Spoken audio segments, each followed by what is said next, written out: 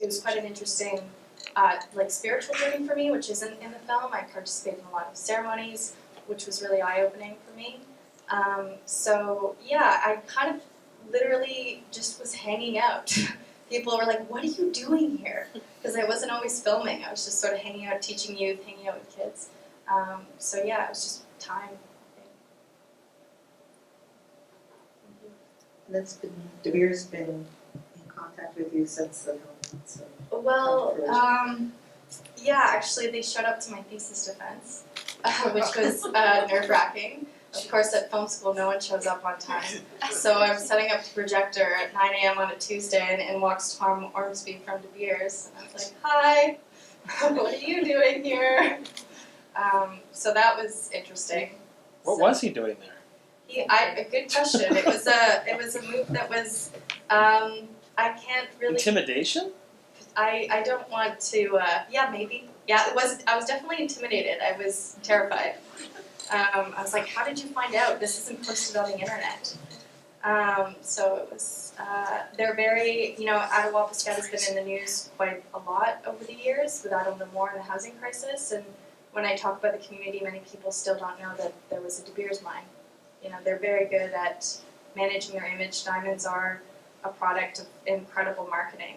There's a whole other film on just how effective De Beers is in their marketing campaigns over the last decade. So. And I heard that the first edition of the movie carried the name in the shadow of the mainframe, as I recall, which was Headframe, which was a quote that we heard from that De Beers representative. And then the current name, I had no idea what it might mean until I saw that placard. But the placard was in and out of the movie so quickly that I think, to me, I was almost lost as to what it might mean. So what do you think is the meaning of the name? It's an anonymous saying. It's been attributed to a Cree, a Native American Cree saying, after the last river has been poisoned, after the last tree has been cut down, after the last fish has been poisoned, only then will you realize that money can't be eaten. And I just thought it was, Attawapiskat is one of the last, Wildlands League describes it as one of the last great rivers of North America because it hasn't been dammed and it hasn't had much development other than the De Beers mine. So it's a very important last frontier.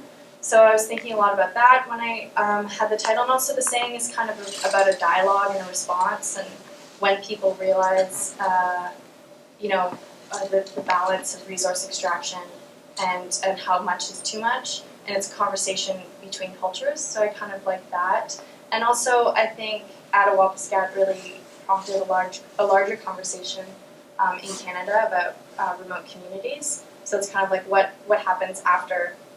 We all know about Attawapiskat. When I started the film, people were like, well, people in the community just said to me, if only Canadians knew. If only Canadians knew what was happening here, things would be different. And then Canadians found out and things are not different. So it's kind of more of a question, like what happens after, the Attawapiskat River has been developed, what happens after the Ring of Fire. So it's more rhetorical. And I think this film is extraordinarily brave, incredibly courageous.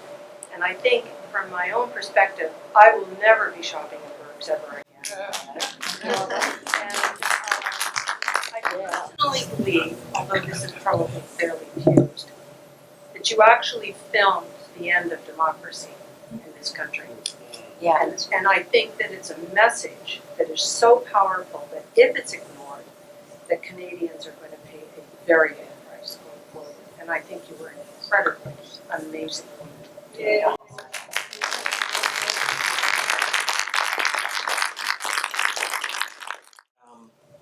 You started making this film a while ago, and did you have an idea? It seemed like it started from, it seemed to start with your father and what you knew, and you seemed to sort of follow that through, and it seemed to have taken you on this journey. So did you have an idea of what, did you have any idea of what kind of filmmaking and you were getting into, if you were going to be making a feature film, and what what did you think you were getting into, and looking back, and also to see Teresa Spence, who we all know, or at least for me, like I know her from that mainstream media coverage, and it seems like this is someone you had a relationship with for years, and wondering what it was like to see, someone you have a relationship with, a subject of your film, suddenly become, for lack of a better word, a celebrity. Like, and suddenly it's not just you with your camera on her, but like every hundreds of other cameras. It suddenly must have felt like suddenly everyone was making your film with you, and just that must have been a unique experience as a filmmaker. And I'm wondering what that was like. Yeah, I think I heard my supervisor laugh, actually. Well, he asked that question because it was incredibly hard. When I first got to Attawapiskat, and I mentioned this in a voiceover, I'm asking about De Beers and the river and the traditional importance of the river, and then Teresa's like, let's go inside for a second, and I was just totally blown away. Like, I didn't realize, like, even people that have been up there, like, not everyone's living like that in the community, but it was like really shocking and eye-opening. And also, my first week in the community, I was house sitting for someone, and my neighbors, they were Shannon's parents, and Shannon died that week. So she was the fifth young person so that took on a whole new thing, and I was spending a lot of time with young people. I hired a local production assistant, so I was seeing the community through their eyes. I was very kind of open to a process, and another way of saying that might be that I wasn't going in with a specific vision, and and how much the environmental story I included, and how much of the story with my dad was something that I didn't want it to be my story. I didn't want to involve it too much about me, but at the same time, it was important to contextualize how I came to Attawapiskat. So it's taken many years of thinking through. And certainly kind of how did I feel about Chief Spence when she, you never really know what to expect. I saw on Rosie's Facebook page that Teresa was going to Ottawa to go on a hunger strike, so there wasn't any media coverage, and I was in Toronto, so my mom's in Ottawa, so I just drove and showed up there at 6 a.m., and you watch something explode, and, I think Teresa too, she's seen me as sort of this film student that's come up for summers, and she's like, there's your camera, good to see you again, and not really knowing, she's had a lot of media attention from the National, so I think that allowed for a certain level of her relaxing in front of me, but at the same time, she had lots on her mind. So it's been a really challenging film to tell, especially in the middle of the housing crisis. I never really thought the conclusion would be that the community, people should just move to the city. So that was just really shocking for me. There's things that, if only Canadians knew. Well, in fact, actually, it swung in such an opposite direction that I didn't expect. So it was almost it was depressing. There was periods where I kind of wasn't able to work on the film. I was in school, and then I was working. So I had little breaks from the project because at times it was just really frustrating to work on. But I finished it.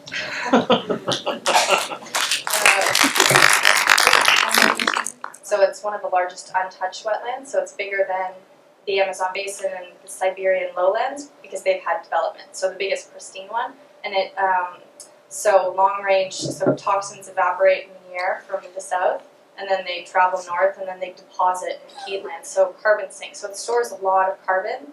I've read scientists have reported that it contributes to a tenth of cooling the planet, but it also stores mercury that's been evaporated from burning coal to volcanoes. So the mercury comes up and it deposits in the wetland. And so what De Beers is doing, this is very much an experimental mining technique. So they're doing an open pit mine in a wetland. So the best way to describe that is mining a sponge in a bathtub. So they're constantly pumping water out, and that drains the peat that has been storing mercury. So when you drain the peat, it mobilizes and then it washes into the river. So, it accumulates up the food chain. So it's De Beers, in fact, when they did their environmental assessment, they thought they were only going to need to pump X amount of water every day, and they got their approval that way. And then they realized that they needed to pump, I think it was twice for sure, it might have been 3 times more than that per day. So they were changing how much they were pumping out of the water after they'd gotten their approval. So they didn't quite realize how much they were going to have to do. And I thought where your question was going before was actually just the fragile social landscape that was up there, and even in sort of De Beers reports, they just had come from Africa, basically, and they thought that Canada had education systems. I don't want to paraphrase too much from De Beers, but they were definitely not prepared for how much training needed to happen to get people to be able to participate in jobs. So a lot of their planning wasn't quite appropriate for landscape. One last question. I just wondered when the folks in Ottawa would get to see your film.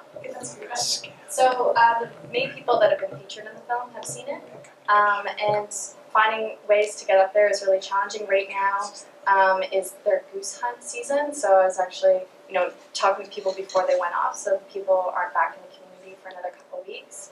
And I'd really like to go up with my dad and the NGOs that are going up there just to talk about what's happening, because those reports that are coming out are very difficult to understand and access.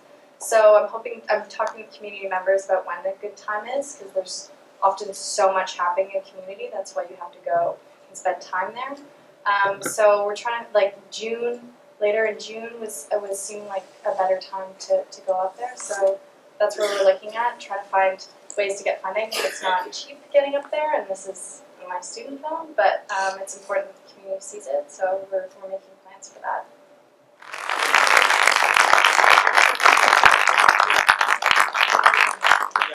Thank you for coming. Yeah. You did really well. Thank you. Yeah, thank you.